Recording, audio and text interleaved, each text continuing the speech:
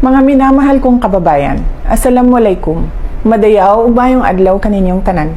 Magandang araw sa inyong lahat. Taong 2017, personal kong nakita nag-aagaw buhay sa hospital ang isang biktima ng pinasabog na improvised explosive device ng mga NPA sa Mandog, Davao City. He was struggling and choking with his own blood. It was truly a painful sight. Hindi ko rin malilimutan ang paghingi ko ng tawad sa ina ng namatay na opisyal ng Philippine Army dahil sa nangyaring engkwentro sa Barangay Paquibato, Davao City. Hindi ako nakapagsalita nung ako'y tanungin kung ilang anak pa ba ang mamamatay dahil sa mga terorista sa Davao City. Mga kababayan, walang katulad ang kasamaan ng teroristang Communist Party of the Philippines, National People's Army at National Democratic Front of the Philippines sa kapwa nila Pilipino. Hindi na mabilang kung ilang sibilyan, kabilang na ang mga menor de edad, ang naging biktima ng madugong digmaang idinulot ng mga terorista.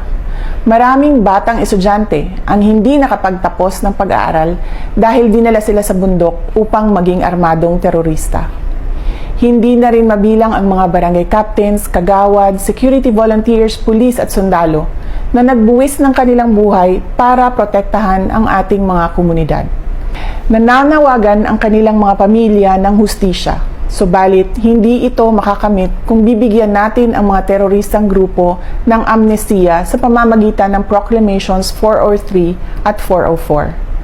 Sumusuporta ako sa mga hakbang para itaguyod ang kapayapaan sa bansa because the fight against terrorists is deeply personal to me as it is deeply personal to the families of countless Filipinos whose lives were forever upended because of the madness of terrorists.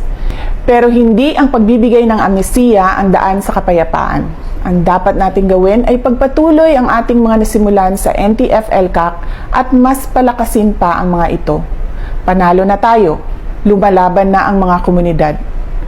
Mr. President, the government's statement with the NDFP in Oslo was an agreement with the devil.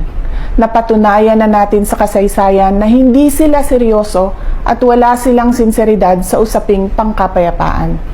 Gagamitin nila itong peace negotiation sa pagtraidor sa pamahalaan at paglinlang sa taong bayan. We appeal to your power to review these proclamations and agreements. Apo BBM, sana po ay isalang-alang natin ang ating mga komunidad na naging pugad ng mga terorista sa mahabang panahon na ngayon ay lumalaban na at tumutulong sa pamahalaan.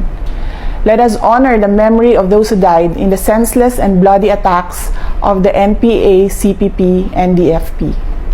Mr. President, we can negotiate for peace and reconciliation and pursue meaningful development efforts in the Philippines without capitulating to the enemies. Hiling namin na kami ay mapakinggan. Syukran. Pilipinas at mga minamahal kong taong bayan, mari po kayong mag-comment sa baba. Ang inyong komento, reaction at suggestions ay lubos namin kinatutuwa. Sa pamamagitan ng inyong komento, reaction at suggestions ay nagkakaroon tayo ng pagkakaisa para ipaglaban ang ating mga karapatan. Paki-share ang video ito para aware ang lahat ng taong bayan. Share lang tayo bilang protesta at hanggat aabot sa kinauukulan at mapuno ang kanilang screen. Huwag mong kalimutang mag-subscribe sa YouTube channel, Partneil TV channel at Partneil TV channel 2. And follow my FB account, Twitter, Instagram, at TikTok. Taos puso akong magpapasalamat sa inyong walang tigil na suporta. Again, thanks for watching. Thanks for watching. Please subscribe me YouTube channel. Follow, like, comment, and share.